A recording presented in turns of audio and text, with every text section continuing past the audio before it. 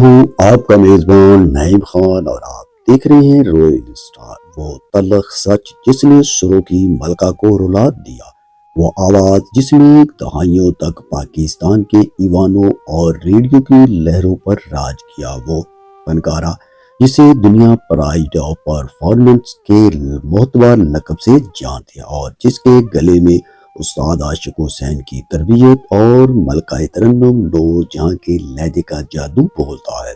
ترنم ناز ایک ایسا نام جو کامیابی، شہرت اور کلاسیکی موسیقی کے وقار کی علامت سمجھا جاتا ہے، لیکن کیا آپ تصور کر سکتے ہیں کہ جس فنکارہ کی زندگی روشنیوں، تالیوں اور ایوارڈ سے عبارت ہو، اس کے دل کے کسی نہا خانے میں ایک ایسا دکھ پل رہا ہے جو موت کی ہچکی تک اس کا پیچھا نہیں چھوڑے گا۔ حال ہی میں جب کیمرے کی آنکھ نے ان کے چہرے کے اتار چڑھاؤ کو محفوظ کیا تو ایک ایسا انکشاف سامنے آیا جس نے مداحوں کے دلوں کو ہلا کے رکھ دیا۔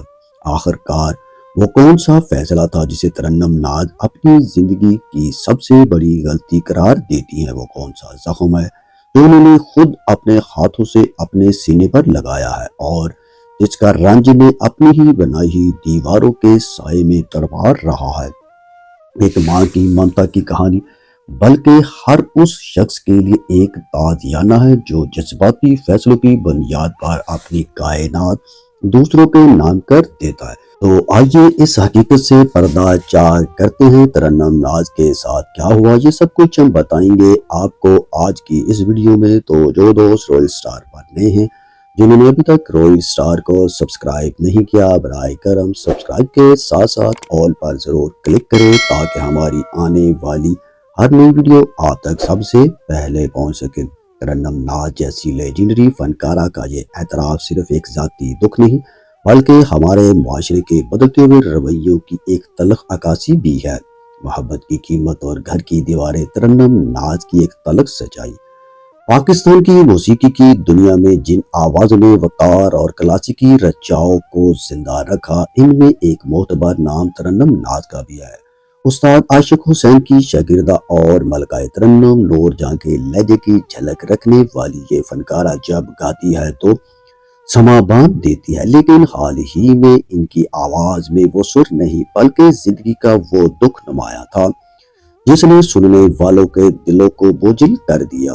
ترنم ناز نے ایک حالیہ انٹرویو میں یہ کرب کا اظہار کیا کہ وہ کسی ایک ماں کا نہیں بلکہ اس معاشرتی المیہ کا ہے جہاں والدین اپنی کل کائنات اولاد کے قدموں میں ڈھیر کر دیتے ہیں۔ انہوں نے بتایا کہ کیسے انہوں نے اپنی محنت کی کمائی سے ایک ایک اینٹ جوڑ کر وہ گھر بنایا جسے وہ اپنا سکون کہتی تھی، مگر ممتا کی ایک لہر آئی اور انہوں نے وہ چھت، وہ دیواریں اور وہ ملکیت اپنے بچوں کے نام کر دی۔ یہ سوچ کر کہ اپنا ہو یا بچوں کا ایک ہی بات ہے۔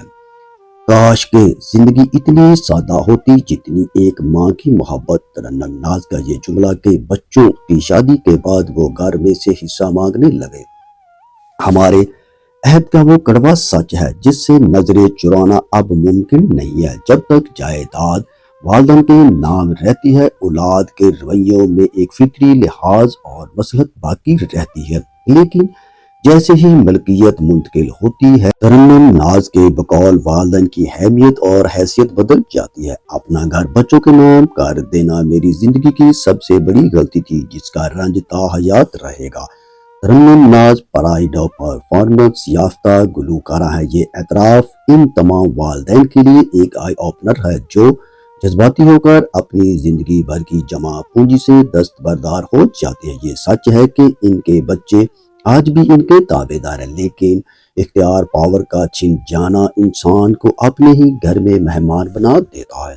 معاشرہ کتنا ہی ترقی کیوں نہ کر لے، بزرگوں کا بھرم، ان کی اس صاحبان سے وابستہ ہونا جس کی چابی ان کے اپنے ہاتھوں میں ہو۔ ترنم ناز کی یہ سچی گفتگو ہمیں بتاتی ہے کہ اولاد کو سب کچھ دے مگر اپنا وقار اور اپنا اختیار اپنے ہاتھوں میں رکھیں۔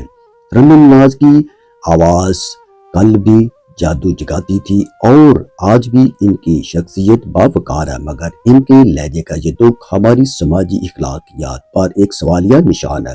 گھر صرف چار دیواری کا نام نہیں ہوتا، یہ اس محنت کا ثمر ہوتا ہے جو انسان کو آخری عمر میں کسی کا محتاج ہونے سے بچاتا ہے۔